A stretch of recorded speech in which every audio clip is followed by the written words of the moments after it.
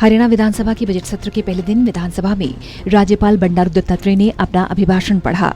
राज्यपाल ने कहा, प्रदेशवासियों की आशा और आकांक्षाओं के अनुरूप कार्य करते हुए राज्य सरकार शिक्षा, स्वास्थ्य, स्वाभिमान, स्वायत्ता, संरक्षण, स्वावलंबन, सुरक्षा, स्वामित्व, समाधान और सुशासन के माध्यम से प्रदेश के चहुमुखी विकास को नए आयाम देने के लिए निरंतर अग्रसर है।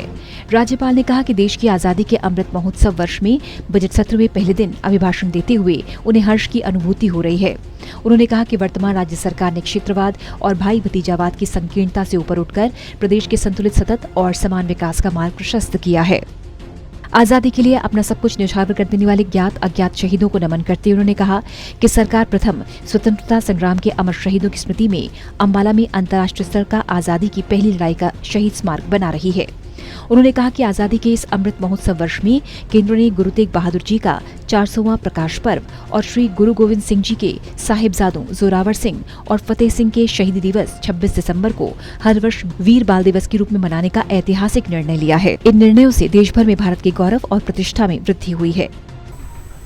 इस कालखंड में हम आजादी का अमृत महोत्सव मना रहे हैं। आजादी के 75वें वर्ष में उन महान स्वतंत्रता सेनानियों का स्मरण करना हमारा नैतिक कर्तव्य है, जिनके तप, त्याग और सर्वोच्च बलिदान से हमें यह महोत्सव मनाने का अवसर प्राप्त हुआ है। मैं आज़ादी के लिए अपना सब कुछ न्यौछावर कर देने वाले ज्ञात अज्ञात सभी शहीदों को नमन करता हूँ। उन्होंने कहा कि कोई भी विभाग अथवा क्षेत्र ऐसा नहीं बचा जिसमें सुशासन की पहल न की गई हो। इस नई व्यवस्था में कोई भी नागरिक सरलता से अपना हक प्राप्त कर सकता है। राज्य सरकार ने सुशासन से सेवा के संकल्प के साथ पंडित दीनदयाल उपाध्याय के अंत्योदय दर्शन के अनुरूप सबका साथ, सबका विकास, सबका विश्वास, सबका प्रयास और हरियाणा एक, हरियाणवी एक के मूल मंत्र पर चलते हुए प्रदेश के चहुमुखी विकास के लिए काम किया है।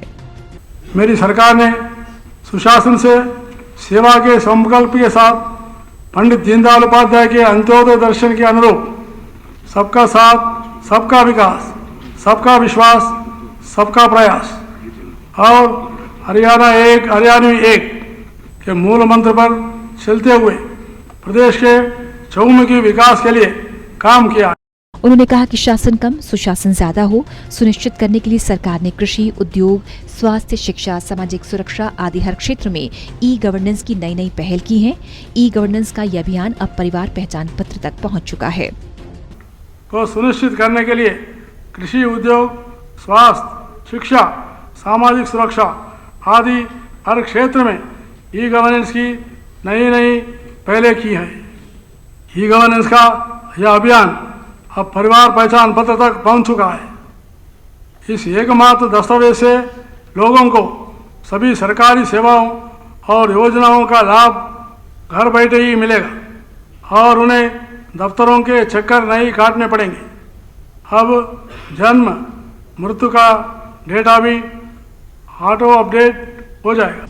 उन्होंने कहा कि साल 2020 से ही हम कोविड-19 महामारी से जूझ रहे हैं। इस वैश्विक महामारी ने प्रत्येक व्यक्ति को कहीं न कहीं प्रभावित किया है। हमारे शास्त्रों में कहा गया है कि कर्मठ लोग अपने कर्तव्यों में देर नहीं करते। इसी बात का अनुसरण करते हुए राज्य सरकार ने महामारी से बचाव, राहत और इलाज के लिए पर्याप्त प्रबंध किए हैं। उन्होंने कहा कि सरकार और उसका पूरा तंत्र, विशेषकर चिकित्सक, स्वास्थ्य कार्यकर्ताओं और अन्य अग्रिम पंक्ति के कोविड योद्धाओं के अथक प्रयासों के फलस्वरूप हम इस महामारी पर नियंत्रण पाने में सफल रहे हैं। टोटल न्यूज के लिए चंडीगढ़ से अनिल कुमार की रिपोर्ट।